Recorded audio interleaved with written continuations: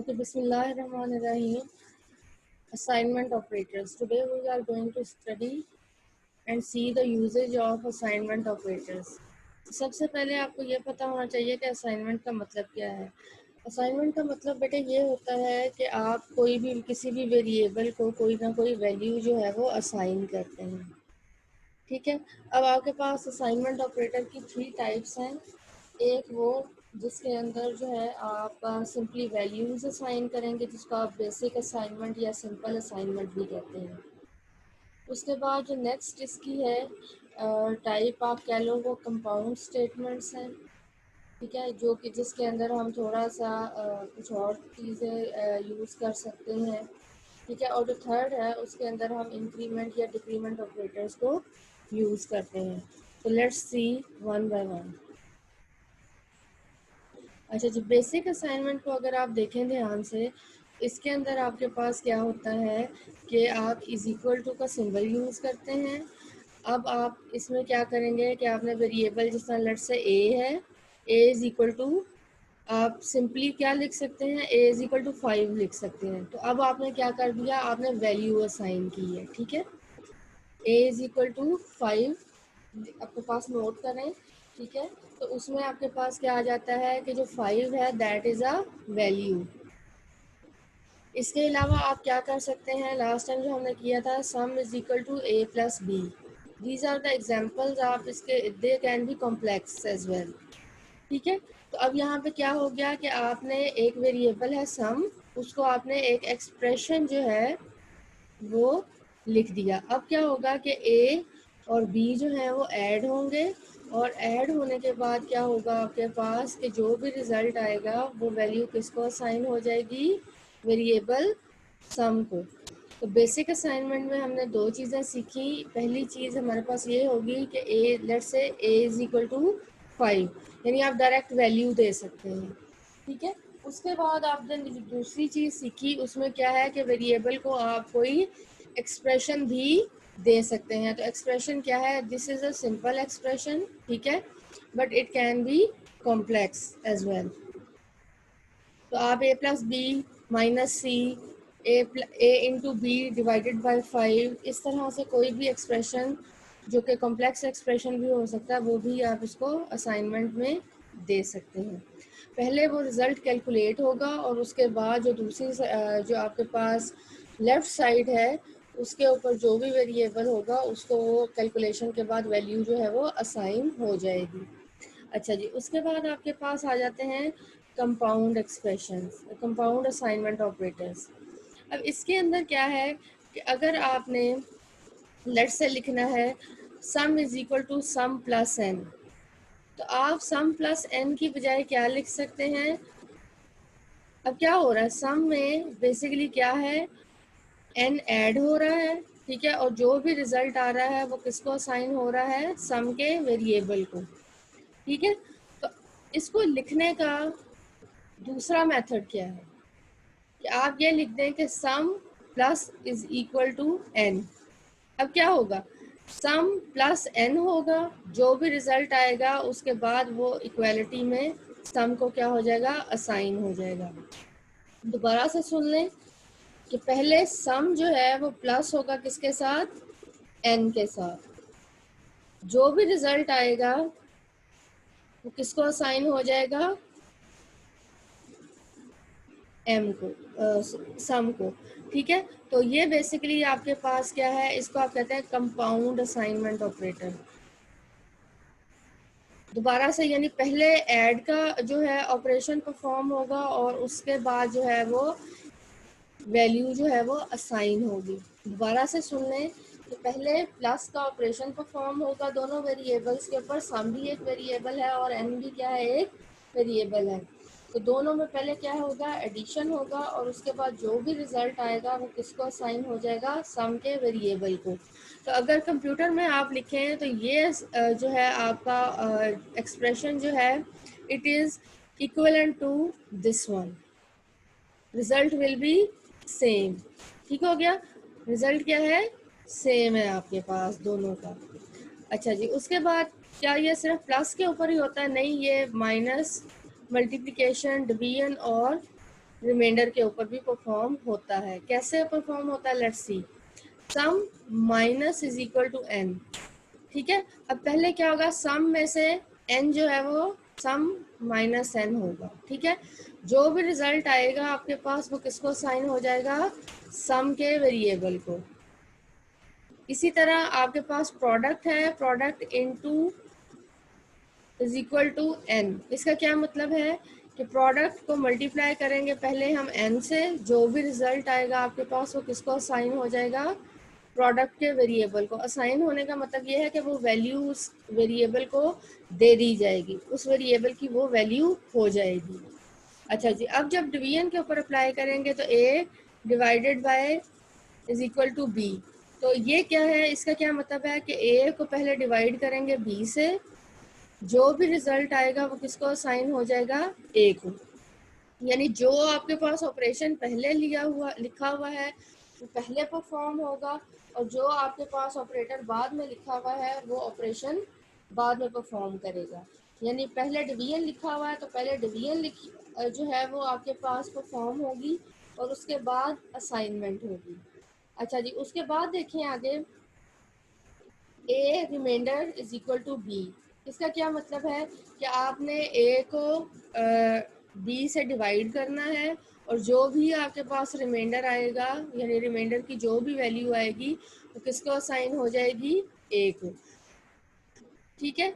अच्छा जी, अब यहाँ पे आपके पास क्या है, दोबारा से मैं आपको डिस्कस कर लेती हूँ कि जी ये रिमाइंडर कहाँ पे आता है। तो अगर हम यहाँ पे देखें तो लेट्स से आपके पास ये 5 है, ठीक है, और ये आपके पास 17 है, ठीक है।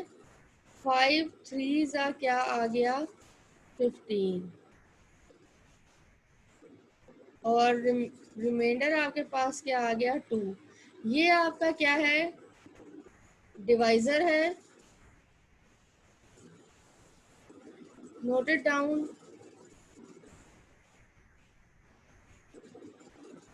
ये आपका डिवाइजर है, ये आपका क्या बन गया, डिविडेंड। ये आपका क्या है,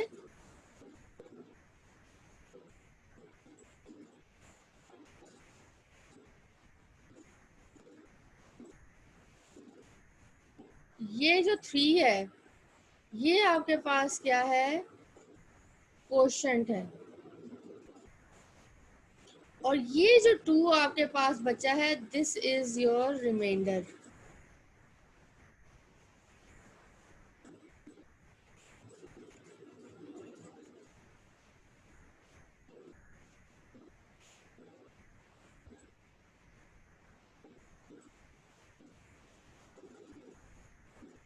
ठीक है, तो ये आपका जो है, ये जो 2 है ये आपका क्या है, रिमाइंडर है।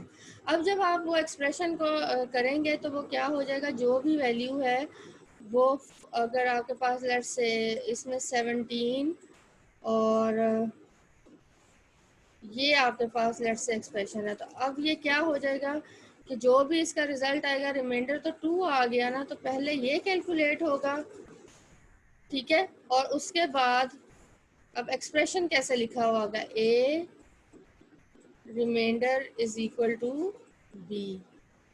तो सबसे पहले आपके पास क्या जो है वैल्यू कैलकुलेट होगी, वो रिमाइंडर की वैल्यू कैलकुलेट होगी, ठीक है, और वो रिजल्ट आपके पास आ गया 2, ठीक। तो आपने रिमाइंडर जब कैलकुलेट करा तो आपके पास आंसर आ गया 2। अब ए को वो वैल्यू जो आपके पास रिमाइंडर के बाद आई है वो क्या आई है, 2, और पहले ए की क्या वैल्यू थी, 17 थी, और बी की क्या वैल्यू थी, अकॉर्डिंग टू आवर एग्जांपल 5। ठीक हो गया, तो hopefully it will be clear to you now कि वो कैसे यूज होगा।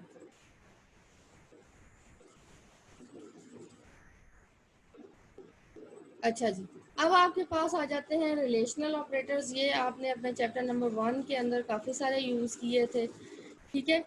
अब यहाँ पे देखेंगे जो रिलेशनल ऑपरेटर्स है, it is use to compare two values at the same time, ठीक है। जब 2 वैल्यूज़ को कंपेयर करना होगा आपने, और जो आप जैसे अलजेब्रा में भी करते हैं और यूजुअली लाइफ में भी करते हैं। अब देखें कि कौन से ऑपरेटर्स जो हैं वो आपके पास रिलेशनल ऑपरेटर्स है, ठीक है। और ये आपके पास कब यूज़ होते हैं? कंडीशन के अंदर यूज़ होते हैं, जिस तरह आपने इफ़ की कंडीशन यूज़ करते रहे हैं चैप्टर नंबर 1 के अंदर, ठीक है। And they are use to produce true और फॉल्स। या कंडीशन ट्रू होती है या कंडीशन क्या हो जाएगी? फॉल्स हो जाएगी। जैसे I am taller than you, ठीक है, तो either the result will be true और the result will be false, ठीक है, but not both at the same time. तो ये वही वाली कंडीशंस जो हैं अब आप रिलेशनल ऑपरेटर्स में यूज़ करेंगे। तो देखते हैं कि क्या। अच्छा जी, सिंगल अगर आपके पास इज इक्वल टू लिखा हुआ होगा तो इसका क्या मतलब होता है कि आप जो है वैल्यू असाइन कर रहे हैं। लेकिन जब आप के पास डबल इक्वल टू लिखा हुआ होगा तो इसका ये मतलब होता है कि you are comparing the values, two values, ठीक है। You are comparing the two values के आइदर दे आर इक्वल और अनइक्वल। अच्छा जी, नॉट इक्वल टू, अगर ये डबल इक्वल कंपैरिजन के लिए है कि चेक करें जी इक्वल हैं दोनों वैल्यूज या नहीं है, ठीक है। और फिर दूसरा जो ऑपरेटर आपके पास यूज होता है वो है नॉट इक्वल टू का, ठीक। अच्छा जी, उसके बाद आपके पास आ गया लेस देन का, ग्रेटर देन का, less than equal to and greater than equal to, these all are relational operators, ठीक। और ये आपके पास बाइनरी ऑपरेटर्स हैं, यानी they require two values for working. अच्छा जी, अब यहाँ पे आपके पास आ गया C is greater than equal to A plus B, ठीक है। अब जरा चेक करें, लेट से A को वैल्यू उसने दी हुई है 25 और B को क्या वैल्यू दी हुई है 10, ठीक है, और C की क्या वैल्यू है 28। अब जरा कंपेयर करें, A में 25 डालें, B में क्या डालेंगे 10, तो 25 प्लस 10 क्या हो गया 35, ठीक है। और C की क्या वैल्यू है 28, तो 28 ग्रेटर देन इक्वल टू आपके पास 35 है, रिजल्ट विल बी फॉल्स, ठीक।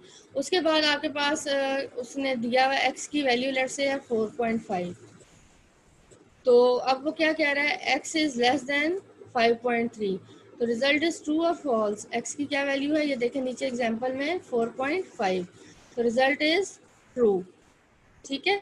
अच्छा जी, उसके बाद क्या है n इज इक्वल टू 20। अब मैंने दोबारा से सुन लें कि आपके पास जब सिंगल इक्वल टू आएगा तो इसका क्या मतलब होता है कि you are assigning the value single equal to में। लेकिन जब आपके पास डबल इक्वल टू आएगा तो इसका क्या मतलब होता है कि आपके पास क्या हो गया, आपके पास कंपैरिजन हो रहा है। तो n की वैल्यू क्या है, यहाँ पे देखें मेंशन की हुई है, if n is equal to 20 then expression will be true. अच्छा, यहाँ पे वैल्यू कोई नहीं दी हुई, ठीक है, तो आप लेट से कोई भी वैल्यू दे दें, 10 दे दें, 20 दे दें, ठीक है, तो वो आपको रिजल्ट दे देगा। लेट से आप कहते हैं 10, तो अब क्या है 10 कंपेरिजन, ठीक है। यहाँ पे आपके पास क्या आ गया कि 10 को कंपेयर करें 20 से, क्या ये दोनों इक्वल हैं, तो 10 इक्वल टू 20 होता है नहीं, ठीक है, तो आपकी कंडीशन क्या हो गई, फॉल्स हो गई। लेकिन अगर यहाँ पे n की वैल्यू क्या है 20 आ जाती है, तो 20 को कंपेयर करें 20 के साथ, तो रिजल्ट क्या आ जाएगा, ट्रू आ जाएगा, ठीक है। तो ये डिपेंड करता है n की वैल्यू के ऊपर कि वो क्या है। उसके बाद काउंट, काउंट एक वेरिएबल है, ठीक है, जिस तरह आप पहले के लेते रहे हैं चैप्टर नंबर 1 के अंदर, मैं आपको कहती थी इसको काउंट भी आप कर सकते हैं, ठीक है। तो अब काउंट जो है चेक करें कि वो इक्वल तो नहीं है कहीं 10 के, नॉट इक्वल टू का सिंबल लगा हुआ है। तो अब जो अगर फर्ज करो last expression, if count is any number other than 10, it can B 11, it can B 5, it can B 0.05, कुछ भी हो सकता है, ठीक है। तो अब यहाँ पे क्या है कि अगर आपका जो काउंट है चेक करें कि वो इक्वल नॉट, उसके नॉट इक्वल होना चाहिए, ठीक है। तो अगर 5 है और यहाँ पे 10 है तो आपकी कंडीशन क्या हो जाती है, ट्रू हो जाती है कि 5 जो है नॉट इक्वल टू क्या है 10 है, ठीक है, तो कंडीशन इज ट्रू। ये यहाँ पे ट्रिक याद रखिएगा, नॉट इक्वल टू है, ठीक है। और उसके अलावा आपके पास क्या है, अगर 10 काउंट जो है उसकी वैल्यू 10 ही होती है तो फिर क्या होगा, 10 नॉट इक्वल टू 10, कंडीशन क्या हो गई, फॉल्स हो गई। ठीक है, लेकिन एक चीज़ और आपने याद रखनी है कि ये जो आपके रिलेशनल ऑपरेटर्स हैं ये हमेशा इफ़ के साथ लगेंगे। ठीक है, इफ़ के बगैर ये आप यूज़ कर ही नहीं सकते, आपका सी स्ट्रक्चर उस चीज़ को अलाउ ही नहीं करता। ठीक हो गया, तो ये काउंट नॉट इक्वल टू वाला बाकी तो सारे आपको क्लियर हैं, आप मैथ्स में यूज़ करते रहते हैं। ठीक है, लेकिन ये जो इनइक्वालिटी है इसका आपने बहुत तवज्जो से इसको देखना भी है और इसको यूज़ भी करेंगे। अच्छा जी, उसके बाद आपके पास आ जाते हैं लॉजिकल ऑपरेटर्स। ये हम ऑलरेडी डिस्कस काफ़ी दफ़ा कर चुके हैं, एक दफ़ा दोबारा से देख लेते हैं। लॉजिकल ऑपरेटर्स जो हैं बिल्डिंग कंपाउंड स्टेटमेंट्स। अगर आपने एक ही इफ़ के अंदर बहुत सारी कंडीशंस को मतलब अलाउ करना हो, वैसा तो इफ़ के साथ एक कंडीशन यूज़ होती है, लेकिन अगर आपने इफ़ के साथ मल्टीपल कंडीशंस को यूज़ करना है तो आप कोई और मेथड नहीं है सिवाय लॉजिकल ऑपरेटर्स के। ठीक है, तो अगर आपने इफ़ के साथ मल्टीपल कंडीशंस बनानी है, जिसको फिर जब आप मल्टीपल कंडीशंस लगा लेते हैं तो उसको आप क्या बोलते हो, कंपाउंड कंडीशन। क्या बोलते हैं उसको, ये कंपाउंड कंडीशन। ठीक है, तो जब आपने कंपाउंड मींस उसका नाम दे हैव मल्टीपल कंडीशंस, तो जब आपने मल्टीपल कंडीशंस को एक इफ़ के अंदर लगाना हो तो आप लॉजिकल ऑपरेटर्स को यूज़ करेंगे। ठीक है, और लॉजिकल ऑपरेटर्स कौन से, एंड है और नॉट है। ठीक है, अब एंड के केस में क्या होता है कि अगर आपके पास यूजुअली मैं वी हैव डिस्कस्ड अर्लियर कि जब आपने रेंज बनानी होती है एक पॉइंट से दूसरे पॉइंट तक, जब आपने रेंज बनानी होती है तब एंड यूज़ करते हैं। इसके अलावा कब यूज़ करते हैं कि अगर आपके पास 100 जो है कह लो कि कंडीशंस आपने एक इफ में लगाई, 100 में से 99 are true but one condition is false, तो एंड ऑपरेटर क्या रिजल्ट देगा, फॉल्स। ठीक है, इसी तरह जो आपका और ऑपरेटर है उसमें क्या होता है, 100 कंडीशंस हैं, अगर उसमें से 99 भी गलत है और जस्ट एक कंडीशन ट्रू है तो क्या होगा कि आपकी जो रिजल्ट और का क्या आ जाएगा, ट्रू आ जाएगा। और के केस में all the conditions have to be false, अगर आप फॉल्स चाह रहे हैं रिजल्ट। ठीक है, अगर कोई एक कंडीशन भी आपके पास ट्रू आ गई तो और क्या रिजल्ट देगा, ट्रू रिजल्ट देगा। ठीक है, उसके बाद आपके पास क्या हो जाता है और एंड के केस में आप क्या लिखेंगे कि जी if all the conditions are it for true, all the conditions have to be true, वरना तो फॉल्स आएगा रिजल्ट। और इसी तरह और का जब लिखेंगे तो only one condition has to be true, अगर आप को ट्रू का रिजल्ट चाहिए। अच्छा जी, नॉट क्या करता है, क्योंकि ये आपके पास लॉजिकल ऑपरेटर्स हैं, या रिजल्ट ट्रू होगा या रिजल्ट क्या हो जाएगा, फॉल्स हो जाएगा, इसके अलावा कोई और रिजल्ट आता ही नहीं है इसका। ठीक है, तो अगर आपका ट्रू के केस, ट्रू का क्या मतलब होता है 1 और फॉल्स का क्या मतलब होता है 0, तो नॉट क्या करता है, उसको रिवर्स कर देता है। अगर ट्रू है रिजल्ट तो उसको क्या कर देगा, फॉल्स कर देगा, अगर फॉल्स रिजल्ट है तो उसको क्या कर देगा, ट्रू कर देगा। अच्छा जी, ये आगे फर्दर एक्सप्लेनेशंस हैं। अब ये ज़रा देखेंगे, ट्रुथ टेबल बना हुआ है आपके सामने। ठीक है, और दो जो आपके पास एक्सप्रेशंस हैं उनको क्या किया हुआ है, एंड किया हुआ है। और ये देख लो, आप simple A and D and भी लिख सकते हैं, लेकिन जब आप प्रोग्रामिंग में यूज़ करेंगे तो आप ये सिंबल यूज़ करेंगे 2 दफ़ा। ठीक है, अब ज़रा देखें, अगर आपका रिज़ल्ट जो है ट्रू है, अगर दोनों एक्सप्रेशंस आपके पास क्या हैं, ट्रू है, तो आपका रिजल्ट क्या होगा, ट्रू होगा। ठीक है, अगर फर्स्ट एक्सप्रेशन जो है वो ट्रू है और सेकंड एक्सप्रेशन क्या है, फॉल्स है, तो मैंने आपको क्या बताया था कि कोई एक भी फॉल्स होगा तो रिजल्ट क्या आ जाएगा, फॉल्स आ जाएगा। तो यहाँ पे भी देखो रिजल्ट आपके पास क्या आ गया, फॉल्स आ गया। इसी तरह अगर एक्सप्रेशन 1 जो है वो फॉल्स है और जो आपका एक्सप्रेशन 2 है वो आपके पास क्या है, ट्रू है, तो जब आप इनको एंड करेंगे तो एक फॉल्स है, इसलिए रिजल्ट क्या है, फॉल्स आ जाएगा। इसी तरह नीचे आ जाएं, आपके पास जो है एक्सप्रेशन 1 फॉल्स है और एक्सप्रेशन 2 भी फॉल्स है। ये कॉम्बिनेशंस बने हुए हैं एक्सप्रेशन 1 और एक्सप्रेशन 2 के। अच्छा जी, अगर आपके पास एक्सप्रेशन 1 जो है वो फॉल्स है और एक्सप्रेशन 2 भी फॉल्स है, तो डेफिनेटली दोनों फॉल्स हो गए, तो रिजल्ट भी क्या हो जाएगा, फॉल्स ही होगा। अच्छा, अब हम इसको रिप्लेस करते हैं, कह लें कि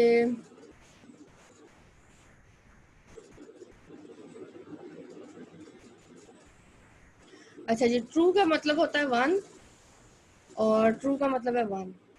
यहाँ पे भी ट्रू का मतलब है 1, फॉल्स का मतलब है 0। इसी तरह यहाँ पे आपके पास क्या आ गया, फॉल्स हो गया 0 और ट्रू हो गया 1, और यहाँ पे फॉल्स मतलब 0 और यहाँ पे फॉल्स मतलब 0। तो अब हम इसका देखते हैं क्या रिजल्ट आता है। अच्छा जी, true and true, true, true and false, false, false and true, false, और फॉल्स एंड फॉल्स, फॉल्स। ठीक है, तो अगर आप न्यूमेरिकली इस चीज़ को रिप्रेजेंट करना चाहें तो आप ऐसे कर सकते हैं। ठीक है, और अगर आप ट्रू और फॉल्स लिखना चाहते हैं तो फिर जैसे आपकी बुक में मेंशन्ड है आप वैसे ही लिख सकते हैं। अब इसकी एक एग्जांपल ये दे रहे हैं, उसको देखते हैं कि वो क्या कह रहे हैं।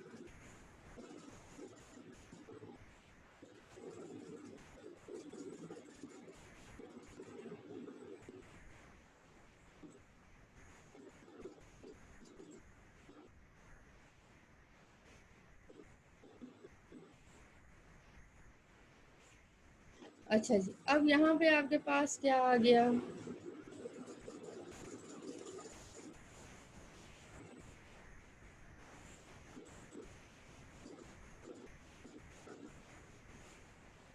एग्जाम्पल्स आ गए। तो ये वही वाली एग्जाम्पल्स हैं जो कि आप ऑलरेडी चैप्टर नंबर 1 के अंदर करते रहे हैं कि ए को कंपेयर करवाया 1 से, ठीक है, और फिर एंड लगाकर ए को कंपेयर करवा दिया 10 से। अब अगर ए की वैल्यू फॉर एग्जांपल 5 है, तो 5 is greater than equal to 1, तो इक्वल टू तो नहीं है लेकिन ग्रेटर है, इसका क्या मतलब है कि कंडीशन आपकी क्या हो गई, ट्रू हो गई। And 5 is less than equal to 10, तो 5 की क्या वैल्यू है, सॉरी ए की क्या वैल्यू है 5, 5 इज़ लेस देन 10, यस। तो इसका क्या मतलब है कि आपके पास जो आपकी कंडीशन है वो क्या रिटर्न कर रही है, एंड के केस में ट्रू। अब यहाँ पे फर्ज करो कि यहाँ मैं कह देती हूँ कि ए की वैल्यू है 11, अब 11 is greater then 1, yes, but 11 is neither equal not less than 10, तो ये कंडीशन क्या हो गई, फॉल्स हो गई। अब रिजल्ट आपके पास क्या आ जाएगा, फॉल्स आएगा। इसी तरह से ये आपके पास कंडीशन है सारी की सारी, ठीक, कि ए इज़ लेस देन, कोई भी वैल्यूज असाइन करें और फिर रिजल्ट जो है आपको पता चल जाएगा कि ट्रू है या फॉल्स है। अब पेपर में फ़र्ज़ करो अगर आपको आता है तो या तो वो आपको ए बी की वैल्यूज़ देगा, फ़र्ज़ करो अगर आपको वो ए बी की वैल्यूज़ नहीं देता तो क्या करेंगे, आप खुद से वैल्यूज असाइन करेंगे, लेकिन जो भी आप अजम्पशन प्रोग्राम के अंदर करेंगे ना, आप उसको मेंशन करेंगे कि I am assuming this, I am assuming this, ठीक है, क्योंकि आपको जो आप सोच रहे हैं वो आपके दिल में रह जाएगी, बात पेपर पर नहीं लिखोगे तो एग्जामिनर को पता नहीं चलेगी। ठीक है, तो इसलिए आप लोगों ने जो भी अजम्पशंस पेपर में करनी है, बीइंग प्रोग्रामर, अगर कोई वैल्यू असाइन कर रहे हैं या कुछ भी ऐसा कर रहे हैं तो वो वैल्यूज़ लाजमी क्या करेंगे, आप असाइन कर देंगे, वहाँ पे लिखेंगे।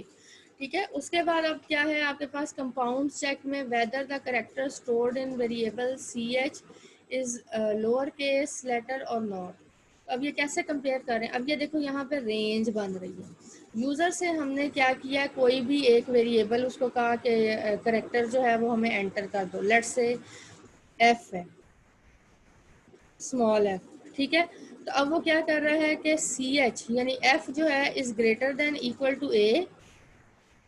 अब ये देखो करेक्टर जो है वो सिंगल कोट में आएगा, ये याद रखना, एज एन इनपुट नंबर जो है वो विदाउट जो है कोट्स के आएगा, और जो आपकी स्ट्रिंग होगी वो डबल कोट्स में आएगी।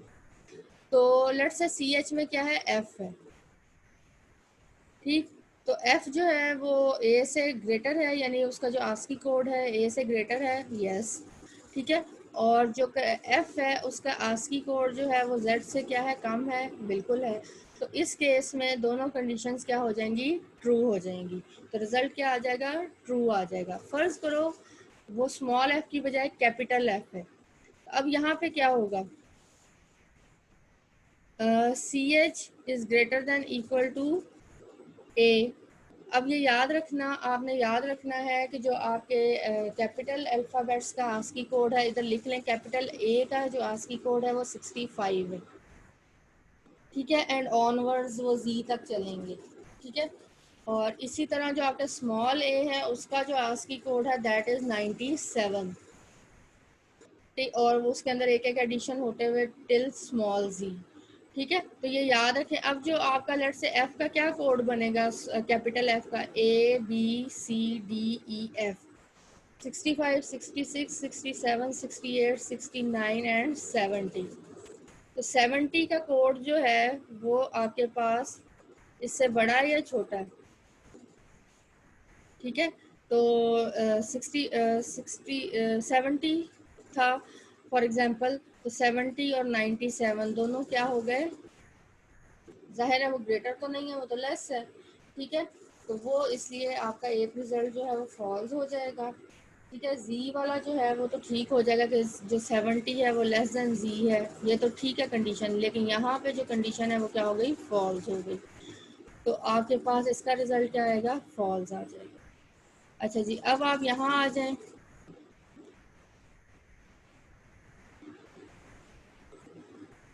लॉजिकल और के ऊपर। तो लॉजिकल और में क्या मैंने बताया था कि if only one condition is true, तो आपका क्या है, result will be true. For false all the condition has to be false. चलो जी आगे देखते हैं। दो ऑपरेटर्स लिए इसी तरह, अगर एक्सप्रेशन वन भी ट्रू है और एक्सप्रेशन टू भी जो है वो ट्रू है, तो रिजल्ट क्या आएगा, ट्रू आएगा। अगर एक ट्रू है दूसरा फॉल्स है, तो रिजल्ट क्या आएगा, ट्रू। अगर एक फॉल्स है दूसरा जो है वो ट्रू है, तो रिजल्ट क्या आ गया, ट्रू। और इसी तरह अगर दोनों फॉल्स हैं तब रिजल्ट क्या आएगा, फॉल्स आएगा। अच्छा जी, अब हम इसको अगर न्यूमेरिकली देखना चाहें तो ट्रू हो गया वन, वन, और रिजल्ट क्या आ गया, वन। ट्रू है वन, फॉल्स है ज़ीरो, और रिजल्ट क्या आ गया आपके पास, ट्रू। एक फॉल्स है एक ट्रू है, तो रिजल्ट क्या आ गया, फिर ट्रू आ गया। इसी तरह अगर दोनों एक्सप्रेशंस आपके पास क्या हैं, फॉल्स हैं, तो फिर आपके पास क्या रिजल्ट आ जाएगा, फॉल्स आ जाएगा। ठीक हो गया। तो ये आपके पास जो है इस तरह से आपके पास आंसर आ जाएगा।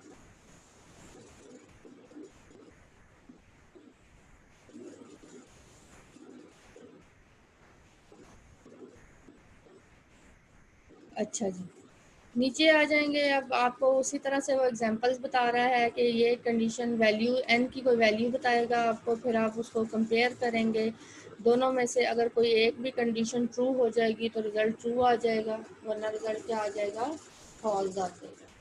अच्छा जी, ये आप इस तरह से इनको इम्प्लीमेंट करते रहें। और बेटा ये चीज़ याद रखेंगे, ये इफ़ कंडीशन के साथ ही यूज़ होते हैं।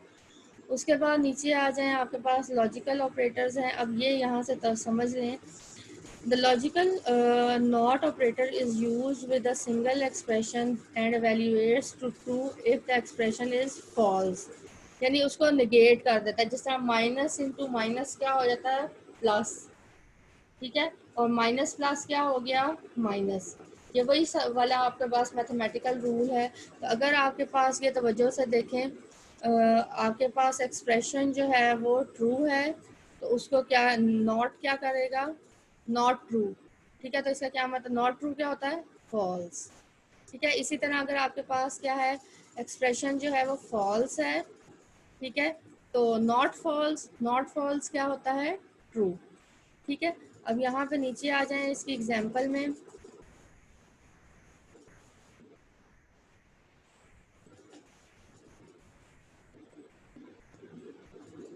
अच्छा जी, ये आपके पास आ गया A not A is less than B. अब ए की वैल्यू लेट से आप कह लो कि कोई भी वैल्यू ले लें, ठीक है, ए की वैल्यू ले लें 7, ठीक है, और लेट से बी की वैल्यू ले लें 3। तो अब यहाँ पे क्या आ गया आपके पास, ए 7 है और बी क्या है 3 है। तो ये रिजल्ट क्या आएगा, A is less than B, false हो गया ना, कंडीशन क्या हो गई, फॉल्स हो गई। लेकिन जब इसके ऊपर नॉट अप्लाई होगा तो क्या मतलब हो गया, नॉट फॉल्स। क्या मतलब हो गया, नॉट फॉल्स। तो इसका मतलब क्या आ गया, रिजल्ट इज ट्रू। ठीक है, अच्छा जी, तो ये आपके पास आ गए थे लॉजिकल ऑपरेटर्स।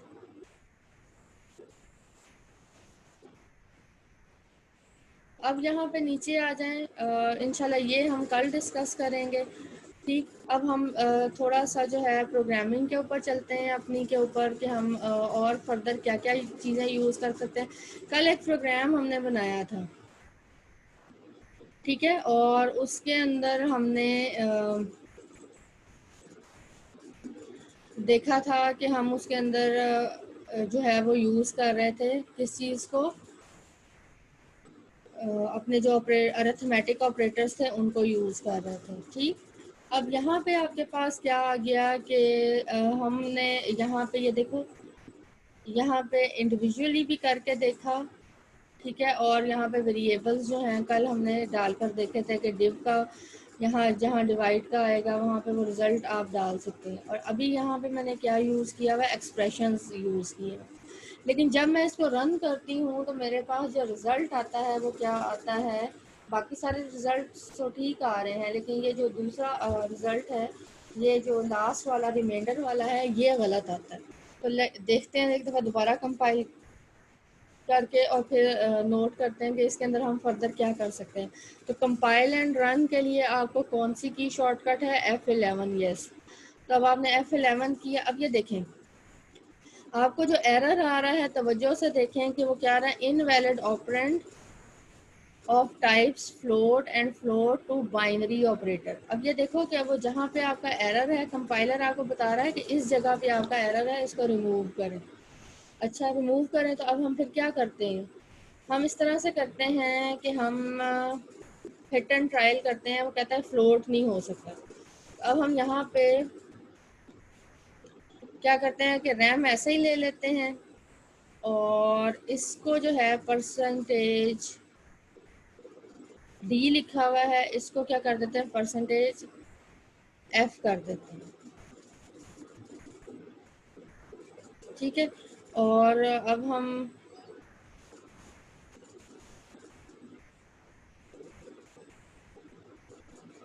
आ,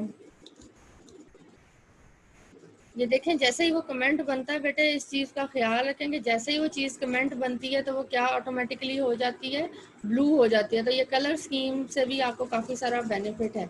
अच्छा जी, अब हमने देखा कि सारे फ्लोट लिए हैं, तो ये भी एफ है, एफ डिवीजन के लिए ये सारे, सब्ट्रैक्शन के साथ ये, रिमाइंडर के लिए ये।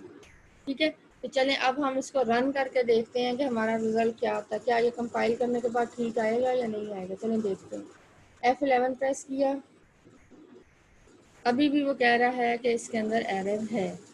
ठीक है, तो चलें अब इसको दोबारा से ठीक करते हैं। यहाँ से इसको मैं करती हूँ,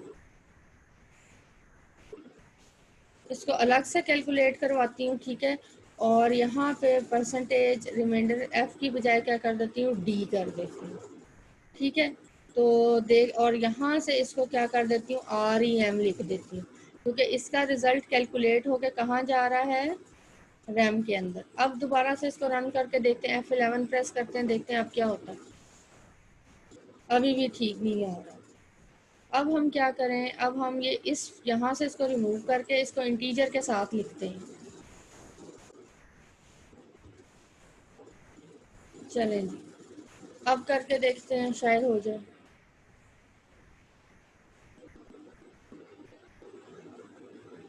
अभी भी आपके पास वो क्या दे रहा है, एरर दे रहा है। अच्छा जी, अब इसके अंदर क्या चेंज करें हम,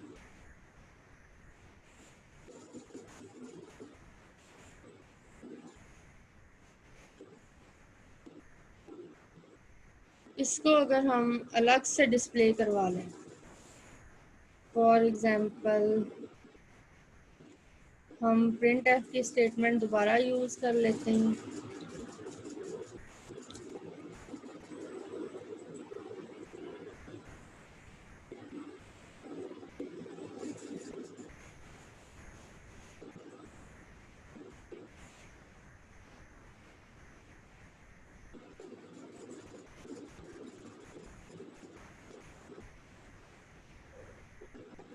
और ये स्टार्ट हमने किया और रिज़ल्ट किस में आ रहा है, रैम में आ रहा है। अब देखते हैं कि क्या ये डिस्प्ले होता है या नहीं होता। अभी भी एरर आ रहा है। ठीक है,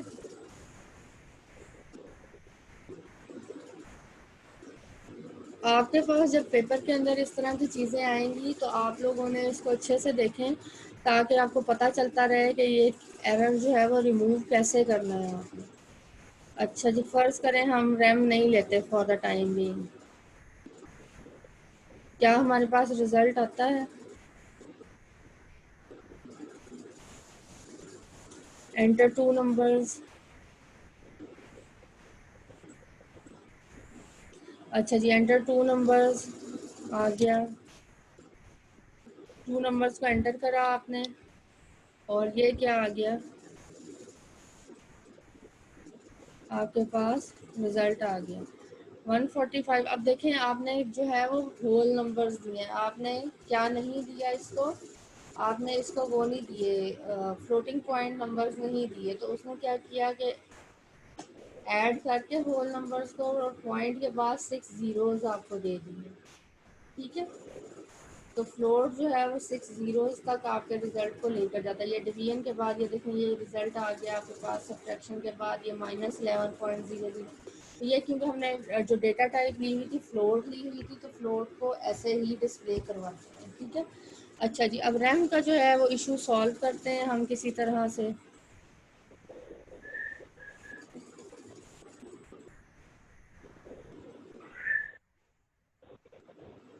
अबीरा इसको ऑफ करें।